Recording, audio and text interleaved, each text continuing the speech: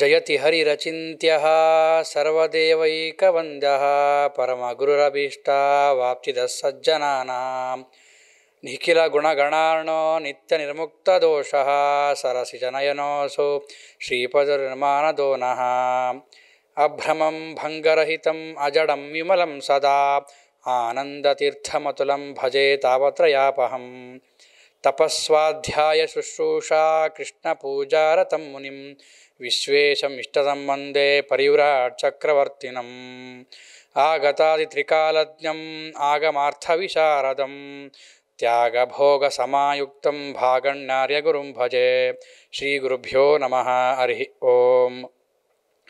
ಇಂದಿನ ದಿನ ಗೋಪಾಲದಾಸರ ಆರಾಧನಾ ಮಹೋತ್ಸವ.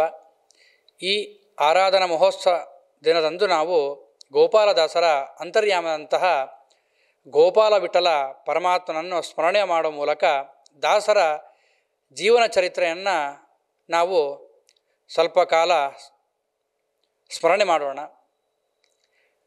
ಗೋಪಾಲದಾಸರು, ಅವರ ಗುರುಗಳು ವಿಜಯದಾಸರು,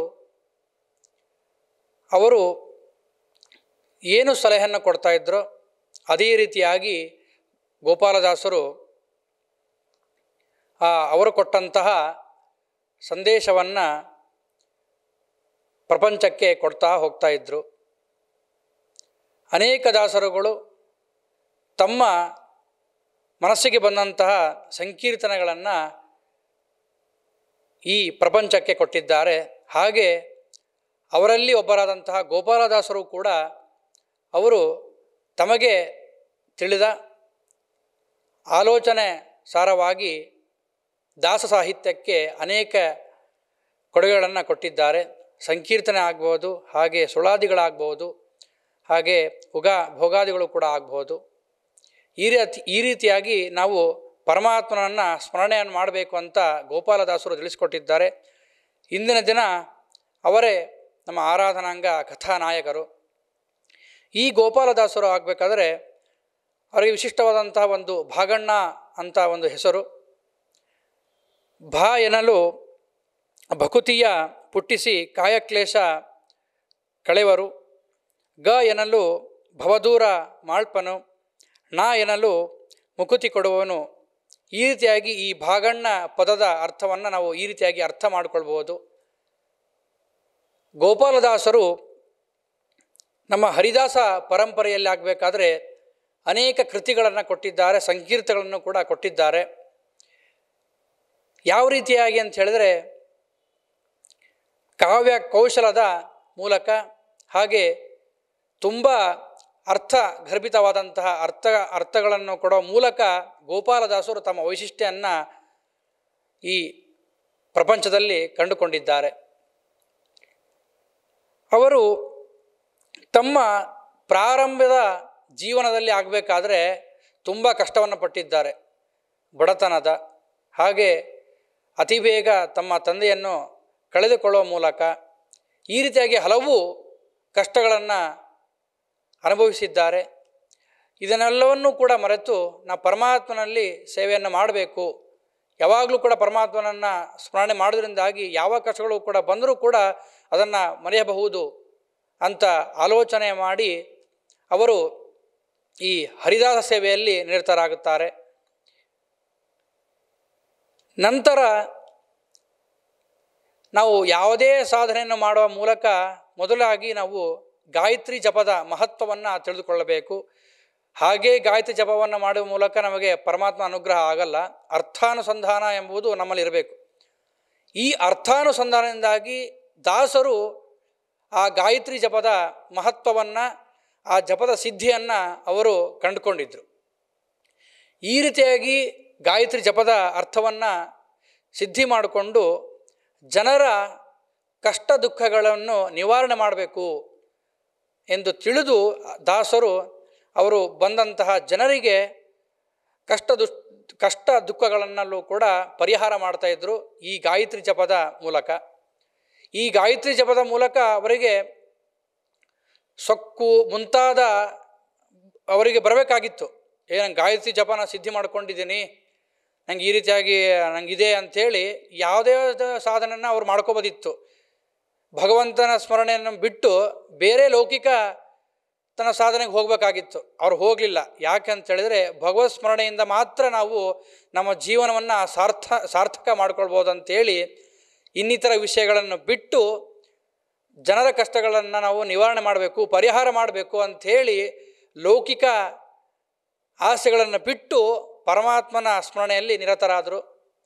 ಈ ರೀತಿಯಾಗಿ ಇವರು ಮಾಡ್ತಕ್ಕಂತಹ ಸಾಧನೆಗಳನ್ನು ಇವರು ಮಾಡ್ತಕ್ಕಂತಹ ಕಾರ್ಯ ಕೈಂಕರ್ಯಗಳನ್ನು ನೋಡಿದಂತಹ ಗುರುಗಳಾದಂತಹ ವಿಜಯದಾಸರು ಅವರು ಕೂಡ ಇವರು ಜನರ ಕಷ್ಟಗಳನ್ನು ಪರಿಹಾರ ಮಾಡೋ ಮೂಲಕ ದೇವರ ಸ್ಮರಣೆಯನ್ನು ಮಾಡ್ತಾ ಇದ್ದಾರೆ ಅಂತ ತಿಳಿದುಕೊಂಡು ವಿಜಯದಾಸರು ತುಂಬ ಸಾನ್ನಿಧ್ಯವನ್ನು ಪಡೆದುಕೊಂಡಂತಹ ಚಿಪ್ಪಗಿರಿಯಲ್ಲಿ ವಿಜಯದಾಸರೇ ಸ್ವತಃ ಗುರುಗಳೇ ಅವರು ತನಗಿಂತ ಚಿಕ್ಕವರಾದಂತಹ ಗೋಪಾಲದಾಸರನ್ನು ನೋಡಲು ಬರ್ತಾರಂತೆ. ಎಲ್ಲಿ? ಆ ಚಿಪ್ಪಗಿರಿಗೆ ಬಂದಾಗ ಅಲ್ಲಿ ಅವ್ರು ಹೇಳ್ತಾರೆ, ನೀವು ದಾಸ ಸಾಹಿತ್ಯದಲ್ಲಿ ಹೀಗೆ ನೀ ಸೇವೆಯನ್ನು ಮಾಡಬೇಕು ಅಂಥೇಳಿ ವಿಜಯದಾಸರು ಗೋಪಾಲದಾಸರಿಗೆ ಹೇಳ್ತಾರೆ. ನಂತರ ಗೋಪಾಲದಾಸರು ಇದು ಪರಮಾತ್ಮನ ಅನುಗ್ರಹ ಅಂತ ಹೇಳಿ ಸ್ವೀಕಾರ ಮಾಡಿಕೊಂಡು ಗೋಪಾಲದಾಸರು ಅನೇಕ ಕೃತಿಗಳನ್ನು ಪ್ರಾರಂಭ ಮಾಡಲಿಕ್ಕೆ ಶುರು ಮಾಡ್ತಾರೆ. ಆದೋನಿ ಗ್ರಾಮದಲ್ಲಿ ಮಂಗರಾಯನ ಅಂದರೆ ಮುಖ್ಯಪ್ರಾಣನ ಸನ್ನಿಧಾನದಲ್ಲಿ ಅವರು ವೆಂಕಟಕೃಷ್ಣ ಎಂಬ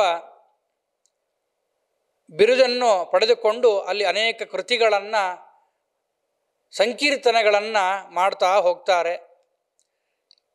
ನಂತರ ಇದನ್ನು ಗಮನಿಸಿದಂತಹ ವಿಜಯದಾಸರು ನಂತರ ಚಿಪ್ಪಗಿರಿಯಲ್ಲಿ ಆಗಬೇಕಾದ್ರೆ ಅವರು ಇವರಿಗೆ ಗೋಪಾಲ ವಿಠಲ ಅಂತ ಅಂಕಿತವನ್ನು ಕೊಟ್ಟು ಈ ರೀತಿಯಾಗಿ ನೀವು ನಮ್ಮ ಸಮಾಜಕ್ಕೆ ಅನೇಕ ಭಗವದ್ ವಿಷಯಗಳನ್ನು ಕೊಡಬೇಕು ಅಂಥೇಳಿ ಅವರ ಅನುಗ್ರಹ ಮಾಡ್ತಾರೆ. ಅದನ್ನು ಸ್ವೀಕರಿಸಿದಂತಹ ಗೋಪಾಲದಾಸರು ಇದು ಗುರುಗಳ ಆದೇಶ, ಪರಮಾತ್ಮನ ಕೃಪೆ ಅಂತ ತಿಳಿದುಕೊಂಡು ಅವರು ಕೂಡ ಮುಂದೆ ಹರಿದಾಸ ಸೇವೆ ನಾನು ಮಾಡಲು ಇಚ್ಛೆ ಇದ್ದೇನೆ ಅಂತ ತಿಳಿದುಕೊಂಡು ಅವರು ಅನೇಕ ದಾಸ ಸಾಹಿತ್ಯ ಸಂಕೀರ್ತಗಳನ್ನು ಸುಳಾದಿಗಳನ್ನು ಮಾಡೋ ಮುಖಾಂತರ ಪರಮಾತ್ಮನ ಸೇವೆಯನ್ನು ಮಾಡ್ತಾ ಹೋಗ್ತಾ ಇರ್ತಾರೆ. ಈ ರೀತಿಯಾಗಿ ಬಿಂಬರೂಪದ ಉಪಾಸನೆಯನ್ನು ಹಾಗೆ ಅನೇಕ ಭಕ್ತಿ ವೈರಾಗ್ಯಗಳನ್ನು ತಾಳಿ ಪರಮಾತ್ಮನಲ್ಲಿ ತಮ್ಮ ಮನಸ್ಸನ್ನು ಸದಾ ಇಟ್ಟಿರ್ತಾರೆ ಗೋಪಾಲದಾಸರು. ನಂತರ ಅಲ್ಲಿ ಒಂದು ವಿಷಯ ಏನೆಂದರೆ ಜಗನ್ನಾಥದಾಸರು ಅವರು ಕೂಡ ಹರಿದಾಸ ಸೇವೆಯಲ್ಲಿ ನಿರತರಾಗಿರ್ತಾರೆ. ವಿಜಯದಾಸರು ಇಬ್ಬರಿಗೆ ಗುರುಗಳು, ಒಂದು ಜಗನ್ನಾಥದಾಸರಿಗೆ ಹಾಗೆ ಗೋಪಾಲದಾಸರಿಗೆ. ಜಗನ್ನಾಥದಾಸರು ಅವರು ಪರಮಾತ್ಮನ ಸೇವೆಯನ್ನು ಮಾಡ್ತಾ ಇರ್ತಾರೆ. ಹಾಗೆ ಮುಂದೆ ಮಾಡ್ತಕ್ಕಂತಹ ಅನೇಕ ಗ್ರಂಥಗಳನ್ನು ಕೂಡ ಅವರು ಮಾಡೋರಿದ್ದಾರೆ. ಇದನ್ನು ತಿಳಿದಂತಹ ವಿಜಯದಾಸರು ಗೋಪಾಲದಾಸರಿಗೆ ಹೇಳ್ತಾರೆ, ನೀವು ನಿಮ್ಮ ಅರ್ಧ ಆಯಸ್ಸನ್ನು ಜಗನ್ನಾಥದಾಸರಿಗೆ ಕೊಡಬೇಕು. ಅವರೂ ಕೂಡ ಪರಮಾತ್ಮ ಸೇವೆಯಲ್ಲಿ ನಿರತರಾಗಿದ್ದಾರೆ. ನೀವು ಈ ಆಯಸ್ಸನ್ನು ದಾನ ಮಾಡೋದ್ರಿಂದಾಗಿ ನಿಮಗೂ ಕೂಡ ಪರಮಾತ್ಮನ ಅನುಗ್ರಹ ಆಗುತ್ತೆ ಅಂಥೇಳಿ ಗೋಪಾಲದಾಸರಿಗೆ ವಿಜಯದಾಸರು ಹೇಳ್ತಾರೆ. ಹಿಂದೆ ಮುಂದೆ ನೋಡದ ಗೋಪಾಲದಾಸರು ಇದು ಗುರುಗಳ ಆಜ್ಞೆ, ಇದನ್ನು ಮೀರಬಾರ್ದು ಅಂತೇಳಿ ತಿಳ್ಕೊಂಡು ಗೋಪಾಲದಾಸರು ಏನು ಮಾಡ್ತಾರೆ ಅಂತ ಹೇಳಿದ್ರೆ ಜಗನ್ನಾಥದಾಸರಿಗೆ ತಮ್ಮ ಅರ್ಧ ಆಯಸ್ಸನ್ನು ಕೊಡ್ತಾರೆ.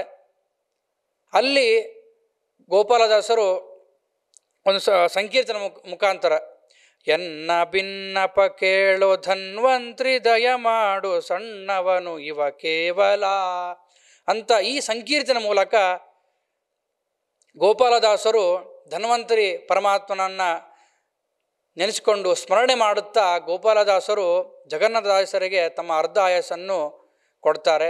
ಅದು ಪರಮಾತ್ಮನ ಸ್ಮರಣೆ ಮೂಲಕ.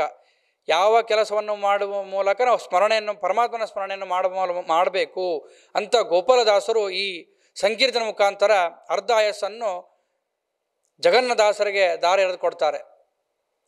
ನಂತರ ಜಗನ್ನಾಥದಾಸರು ತಾವು ಹರಿಕಥಾಮೃತ ಸಾರ ಇಂಥ ನಮಗೆ ತುಂಬ ಎಲ್ಲವನ್ನೂ ಕೂಡ ಈ ಹರಿಕಥಾಮೃತ ಸಾರದಲ್ಲಿ ಜಗನ್ನಾಥದಾಸರು ತಿಳಿಸ್ಕೊಟ್ಟಿದ್ದಾರೆ. ಅಂತಹ ಈ ಗ್ರಂಥವನ್ನು ಮಾಡೋ ಮೂಲಕ ಜಗನ್ನಾಥದಾಸರು ಅವರು ಕೂಡ ಪರಮಾತ್ಮನ ಸೇವೆಯನ್ನು ಮಾಡಿದ್ದಾರೆ. ಈ ಹರಿಕಥಾಮೃತಸಾರ ಮಾಡೋ ಮೂಲ ಕಾರಣ ಅದು ಗೋಪಾಲದಾಸರು. ಯಾಕೆ ಅಂತ ಹೇಳಿದರೆ ತಮ್ಮ ಅರ್ಧ ಆಯಸ್ಸನ್ನು ಜಗನ್ನಾಥದಾಸರಿಗೆ ಕೊಡೋ ಮೂಲಕ ಜಗನ್ನಾಥದಾಸರ ಆಯಸ್ಸು ಹೆಚ್ಚಾಯಿತು. ನಂತರ ಅವ್ರಿಗೂ ಕೂಡ ಪರಮಾತ್ಮನ ಸೇವೆಯನ್ನು ಮಾಡೋ ಮೂಲಕ ಅವಕಾಶ ಸಿಕ್ತು. ಆದ್ದರಿಂದಾಗಿ ಈ ಹರಿಕಥಾಮೃತಸಾರ ಮಾಡುವ ಮೂಲಕ ಪರಮಾತ್ಮನ ಸೇವೆಯನ್ನು ಜಗನ್ನಾಥದಾಸರ ಮಾಡೋಕ್ಕೆ ಕಾರಣ ಗೋಪಾಲದಾಸರು ಅಂತೇಳಿ ನಮಗೆ ಗೊತ್ತಾಗುತ್ತೆ. ಈ ರೀತಿಯಾಗಿ ಇದನ್ನು ಆಯುರ್ದಾನ ಮಾಡತಕ್ಕಂತಹ ಇದನ್ನು ಕಂಡು ಜಗನ್ನಾಥದಾಸರು ಅವರಿಗೆ ಭಕ್ತಿಯಲ್ಲಿ ಭಾಗಣ್ಣ. ಯಾಕೆ ಅಂತೇಳಿದರೆ ವಿಜಯದಾಸರು ಕೊಟ್ಟಂತಹ ಆ ಒಂದು ಆಯುರ್ದಾನವನ್ನು ಮಾಡುವಂತ ಏನು ಗುರುಗಳು ಹೇಳಿದ್ರು ಅದನ್ನು ಅವರು ಮಾಡಿದ್ರು. ಹಾಗಾಗಿ ಭಕ್ತಿಯಲ್ಲಿ ಭಾಗಣ್ಣ ಅಂತೇಳಿ ಜಗನ್ನಾಥದಾಸರು ಗೋಪಾಲದಾಸರಿಗೆ ಅವರು ತಮ್ಮ ಭಕ್ತಿಯಿಂದ ಹೇಳ್ತಾರೆ. ನಂತರ ಗೋಪಾಲದಾಸರು ಅನೇಕ ಕೃತಿಗಳನ್ನು, ಅನೇಕ ಉಗಭೋಗಾದಿಗಳನ್ನು, ಸುಳಾದಿಗಳನ್ನು ನಮ್ಮ ಪ್ರಪಂಚಕ್ಕೆ ಕೊಟ್ಟಿದ್ದಾರೆ. ಹೇಗೆ ಪರಮಾತ್ಮನ ನಾವು ಕಾಣಬೇಕು ಅಂತೇಳಿ ಒಂದು ಸಂಕೀರ್ತನ ಮುಖಾಂತರ ತಿಳಿಸ್ಕೊಡ್ತಾರೆ. ಅನ್ಯರಿಂದಲೇ ಸುಖವಾಯಿತೆಂಬುದಕ್ಕಿಂತ ನಿನ್ನೆಂದಾಯಿತೆಂಬ ಕ್ಲೇಶ ಮೇಲಯ್ಯ ಅಂಥೇಳಿ ಗೋಪಾಲದಾಸರು ಈ ಸಂಕೀರ್ತನ ಮೂಲಕ ಪರಮಾತ್ಮನ ಹೇಗೆ ಸ್ಮರಣೆ ಮಾಡಬೇಕು ಅಂಥೇಳಿ ತಿಳಿಸ್ಕೊಡ್ತಾರೆ. ಹಾಗೆ ಇವರಲ್ಲಿ ಗೋಪಾಲದಾಸರಲ್ಲಿ ವೈಶಿಷ್ಟ್ಯ ಯಾವುದು ಅಂತ ಹೇಳಿದರೆ ಅದು ದ್ವಿತೀಯ ಪ್ರಾಸ. ಈ ದ್ವಿತೀಯ ಪ್ರಾಸ ಎಂಬುದು ನಮಗೆ ತುಂಬ ಕಷ್ಟ. ಇದನ್ನೆಲ್ಲ ಶಾಸ್ತ್ರಜ್ಞರೇ ಮಾಡುವತಕ್ಕಂತಹ ಈ ಪ್ರಾಸವನ್ನು ಗೋಪಾಲದಾಸರು ಕೂಡ ಭಗವಂತ ಪ್ರೇರಣೆಯಿಂದಾಗಿ ಅವರು ಕಲಿತಿದ್ದರು. ಈ ದ್ವಿತೀಯ ಪ್ರಾಸವನ್ನು ಕೂಡ ಗೋಪಾಲದಾಸರು ತಮ್ಮ ಸಂಕೀರ್ತನೆಗಳಲ್ಲಿ ನಾವೆಲ್ಲ ಕಂಡುಕೊಳ್ಬೋದು. ಇದು ಅವರ ವೈಶಿಷ್ಟ್ಯ, ಗೋಪಾಲದಾಸರ ವೈಶಿಷ್ಟ್ಯ. ಹಾಗೆ ನಿನ್ನ ಸ್ಮರಣೆಯಿಂದ ನನಗೆ ತೀರ್ಥಯಾತ್ರೆಗವಯ್ಯ, ನಿನ್ನ ಸ್ಮರಣೆ ನನಗೆ ಯಜ್ಞದಾನಗಳಯ್ಯ, ನಿನ್ನ ಸ್ಮರಣೆ ನನಗೆ ವ್ರತ ಚಾಂದ್ರಾಯಣಗಳಯ್ಯ ಅಂಥೇಳಿ ಈ ರೀತಿಯಾಗಿ ಪರಮಾತ್ಮನ ಸ್ಮರಣೆಯಿಂದ ಎಲ್ಲ ತೀರ್ಥಕ್ಷೇತ್ರ, ಎಲ್ಲ ಯಜ್ಞ ದಾನಾದಿಗಳು ಕೂಡ ಅದು ಮಾಡ್ದಂಗಾಗುತ್ತೆ ಅಂಥೇಳಿ ತುಂಬ ಭಕ್ತಿ ಭಾವದಿಂದಾಗಿ ಗೋಪಾಲದಾಸರು ಪರಮಾತ್ಮರನ್ನು ಕೊಂಡಾಡ್ತಾರೆ. ಹಾಗೆ ಒಂದು ತುಂಬ ಪ್ರಸಿದ್ಧವಾದಂತಹ ಸಂಕೀರ್ತನೆ ಯಾವುದು ಅಂತ ಹೇಳಿದರೆ ಅದು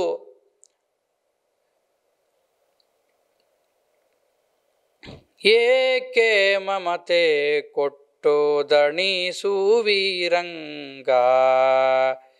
ಏಕೆ ಮಮತೆ ಕೊಟ್ಟು ದಣಿಸುವೀರಂಗ.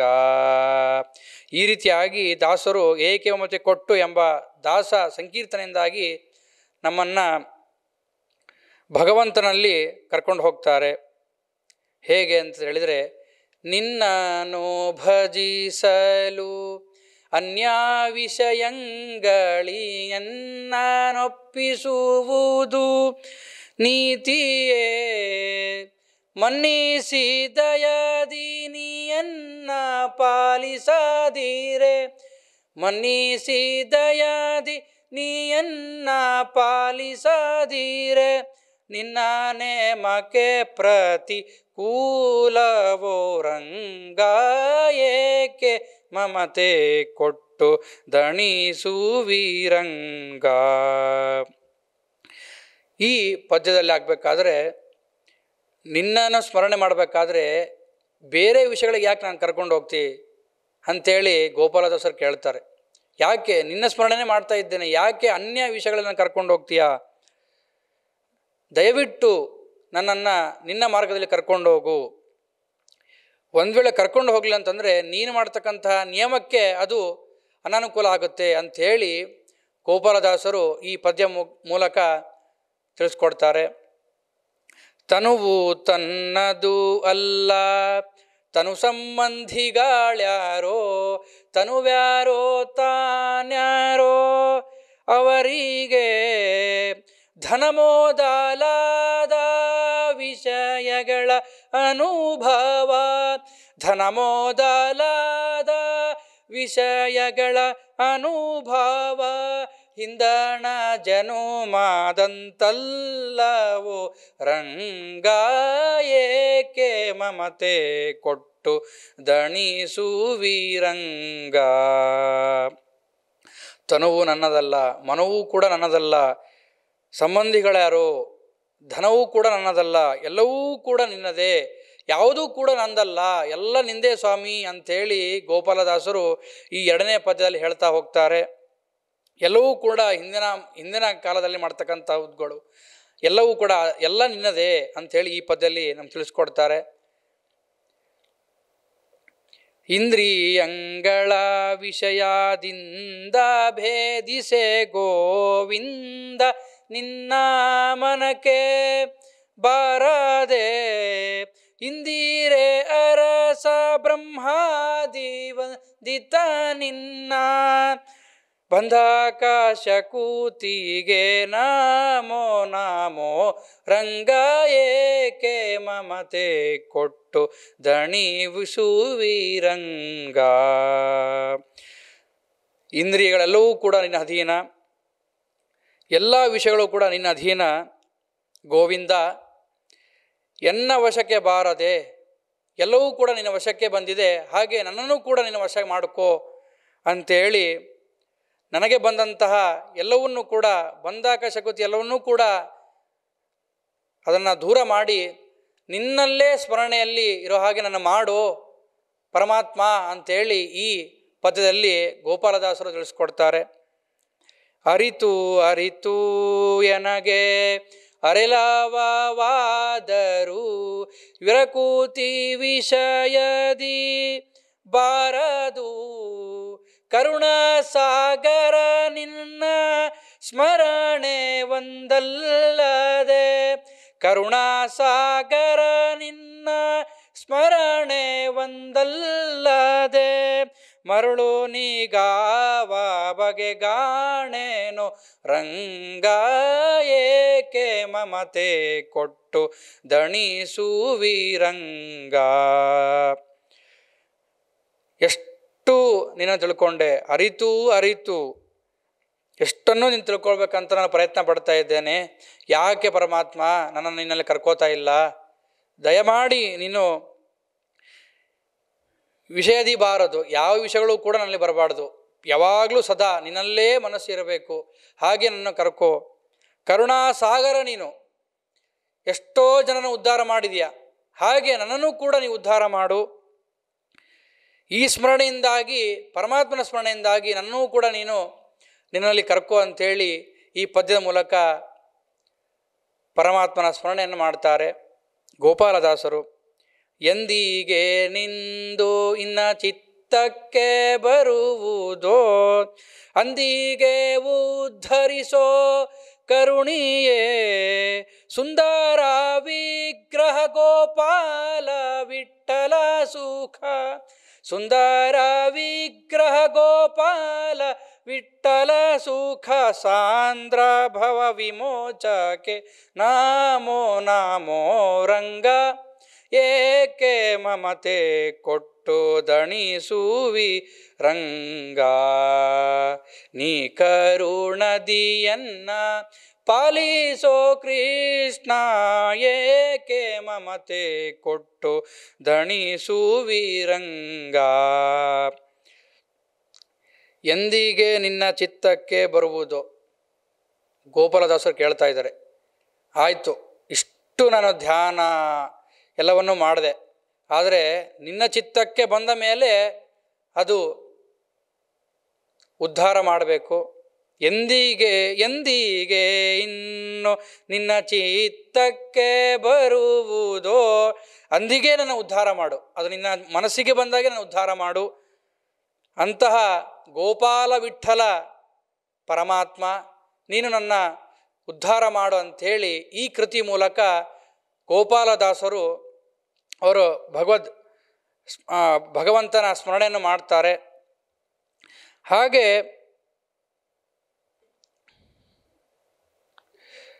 ಗೋಪಾಲದಾಸರು ಇವರು ಚಿತ್ರಲೇಖನದ ವೈಶಿಷ್ಟ್ಯವನ್ನು ಕೂಡ ಕಂಡುಕೊಂಡಿದ್ದರು.